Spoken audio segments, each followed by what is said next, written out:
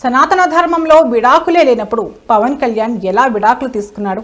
సనాతన ధర్మాన్ని విమర్శించే వారిపై పవన్ కళ్యాణ్ చర్యలు తీసుకోవాలంటున్నారు. కానీ ఆ ధర్మాన్ని సమర్థించే వారిని శిక్షించాలన్నారు సిపిఐ జాతీయ కార్యదర్శి నారాయణ. నేను దాని మీద కామెంట్ చేసేమాట వాస్తవం. అయితే నా కొటేషన్ తీసుకొని 3 పెళ్లని చెప్పేసిన మాట పెట్టుకొని నా మీద విమర్శిస్తున్నారు. నేను దాని జోలికి పోలే. సనాతన ధర్మంలో విడాకులు ఉంటాయా?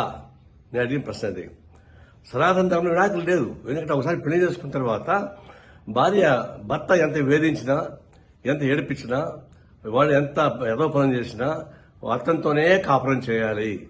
భర్తని వ్యతిరేకిస్తే ఆయన పాపానికి పోతారు అని, భర్త చనిపోతే చితిమంటలపైన భార్యని కూడా తగలబెడతారు అనేది దాని సారాంశం.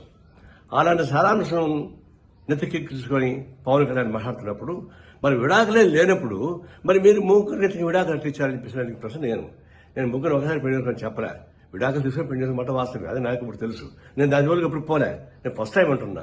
సనాతన ధర్మంలో విడాకులు లేనప్పుడు మరి మీకు ఎందుకు అది వర్తిస్తాను అన్న దాని మీద ఊరికి నా మీద మాట్లాడుతున్నారు. ఇప్పుడు మనం చెప్తున్నాను, అది అరాచకమైనటువంటి సనాతన ధర్మం. అది సనాతన ధర్మాన్ని గురించి పవన్